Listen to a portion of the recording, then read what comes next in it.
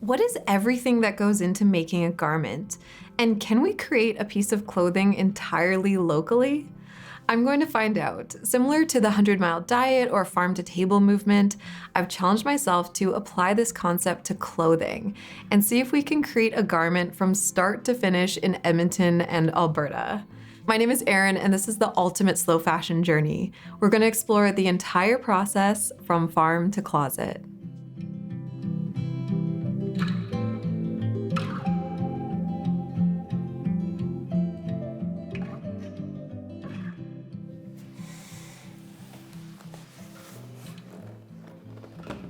I'm just sitting down with some sketching tools, and we are going to start this process with design.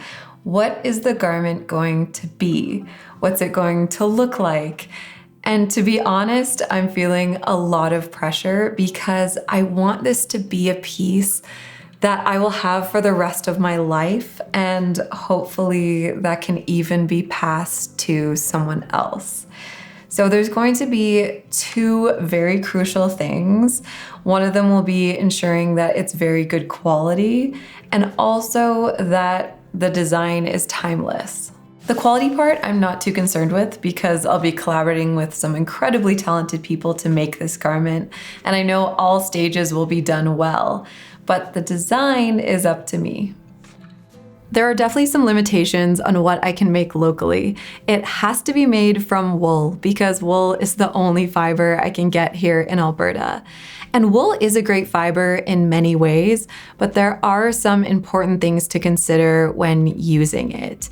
It needs to be handled a certain way because wool felts and can shrink, and depending on the type of wool and the coarseness, it's best used for different purposes. Wool can also be used in different ways. So I could make something knit, something woven, or wool can also be felted into a sturdy fabric.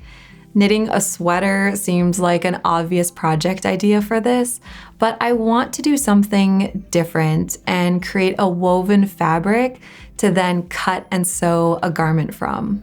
After a lot of thought, I've settled on a coat. A wool coat takes advantage of many of the great properties of wool, and a coat can also definitely be a timeless piece. So I wanted to learn more about what makes a design timeless, gain some inspiration from vintage coats, and learn more about why vintage pieces seem to hold up so well compared to current clothing. My name is Angela Larson, and I am a shop owner here at Swish Vintage in Edmonton. Really, it's all about quality, and it's about the materials that the newer companies are choosing.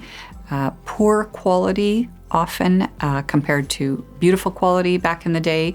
I mean, women had, or people in general, had way less quantity of clothing, but they had very good quality. I had an Italian friend years ago say it's better to have one beautiful sweater than 5 junky sweaters, and that seems to be, what's happening these days. If you take coats, for example, they're done with merino wool and oftentimes a big piece of suede, a chamois up the back, way more seam allowance so that you can let out a jacket or a coat or a garment, whereas nowadays there is no seam allowance. My biggest pet peeve is the fabric that pills. And even with really high-end luxury brands, you pay a lot of money for a cashmere sweater, and after just literally a couple of wears, it's already pilling on all the spots that are making contact with the rest of your body. I've got lots of sweaters that I've sold through the store and just through my own personal collection that are from the 1950s, and there's not one pill, not one hole. So it's all about quality and workmanship on the vintage clothes.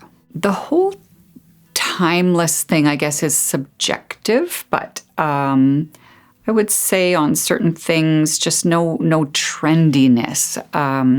We've got a coat here from the 70s that's stunning and gorgeous, but it's got a great big balloon sleeve. And I mean, that is not a timeless detail.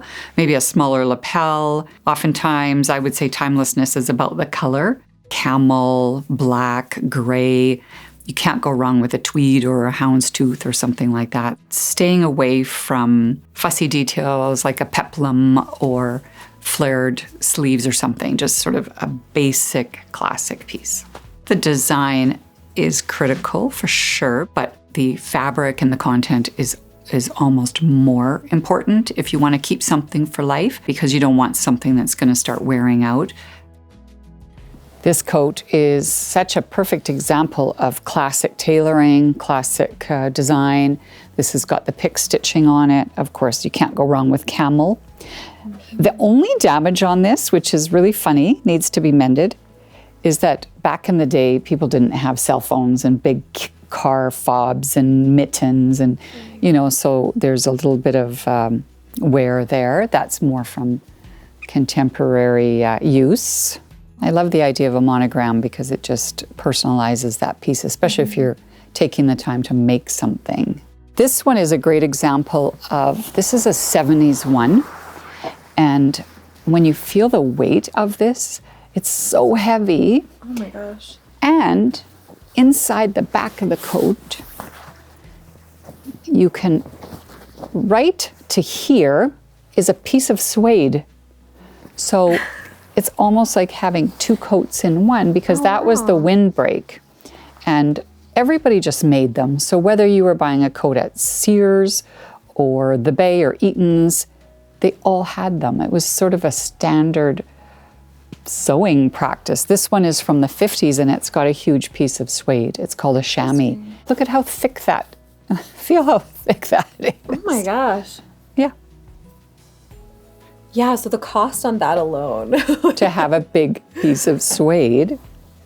And oftentimes there's at least, what is that, 1.5 inches? Yeah. If not more, yeah. that goes up into the lining, so that if you have a little bit longer arms, you can let that down. There's no pilling.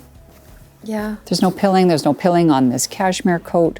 It's still in such fantastic condition. I love these mohairs too. Oh yeah. This is a great fabric if you're making a coat. This is a cool style with the belt. Isn't it beautiful? There's a couple there that are a wrap coat. You could see a coat like this in a contemporary store, or you would see this vintage and you'd be hard pressed to know exactly which era it's from. Mm-hmm. Here's another one like that. This is a woolen cashmere, and this is the same. It's a wrap style with the belt. Oh yeah. And that's got a little bit bigger lapel, but same notched. I don't know if I would put this detail on a classic coat. Right. That just kind of adds a bit more something that you don't necessarily need, kind of an unnecessary detail.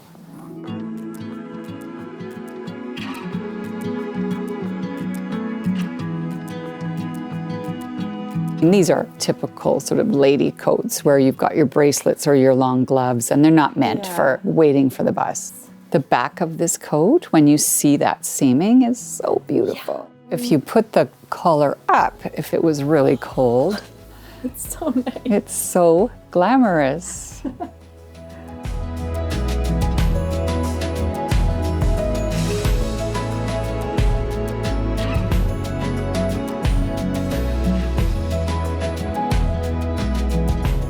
The design needs to be simple because the handwoven fabric is really the star. So I don't want it broken up with a lot of lines or seams or anything visually distracting.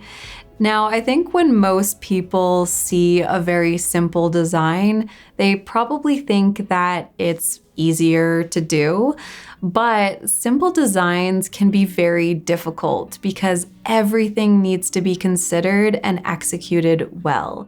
I have my mood board with some inspiration images, and I have a general idea of the kind of coat I want.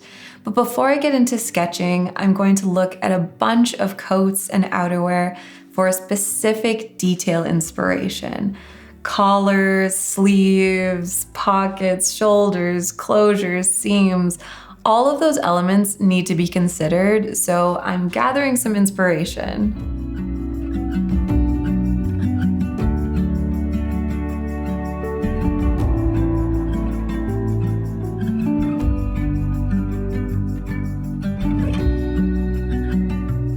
Ultimately, I know I will likely have to do many prototypes and pattern tests, but I've come up with an initial design I'm really excited about. A key element of this design is going to be a contrasting stripe or color block, which I want to dye with local natural dyes. So I'm going to start here, create a pattern, and we'll see how it looks.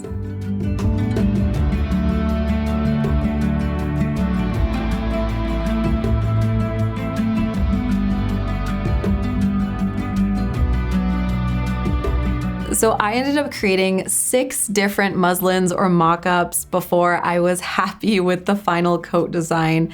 It took weeks of sewing, testing, and even then my final fabric might not behave and drape the exact same way. So I can't be 100% sure how the design will end up sitting and looking. And there's a lot of little things which can make or break this design. 6 prototypes is a lot and more than normal, but I did so many prototypes because the design and pattern has to be right. There is only one chance to cut it. I only have enough fabric to make one coat, so I can't change anything later. My final design is a mid-length boxy coat with no collar. It's mostly inspired by coats from the 50s and 60s, and the design is very minimal, but with these stripes along the bottom and the sleeve, which will be naturally dyed and woven right into the fabric. So those are really the main design feature. And it's also designed, of course, to be functional. So it has a low armhole and wide sleeve design, so I can layer sweaters under for extra warmth, as well as a collar facing, which supports the structure of the shoulder without interfacing. And that's been another challenge with this project because I'm sourcing and making everything locally. Materials that would typically be used in a coat, such as interfacing, which is a material that provides structure and support, and lining, I'm not using. So I've had to consider that in my design and come up with ways to do things differently.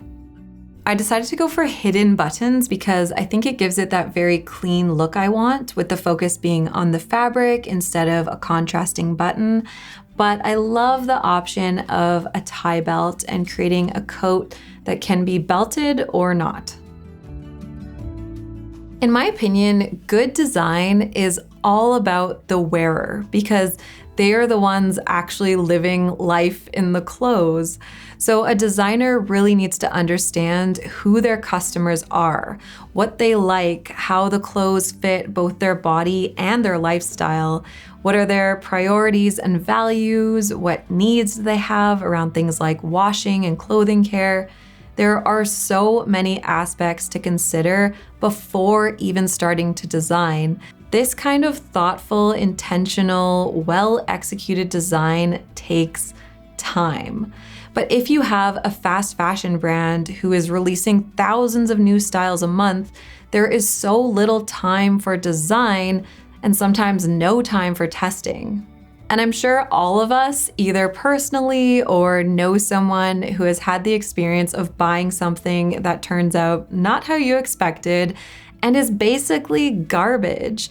And that shouldn't be happening, but it's unfortunately become a new normal with fast fashion because producing a large quantity of clothing is often more important to brands than producing good quality, well-designed clothing.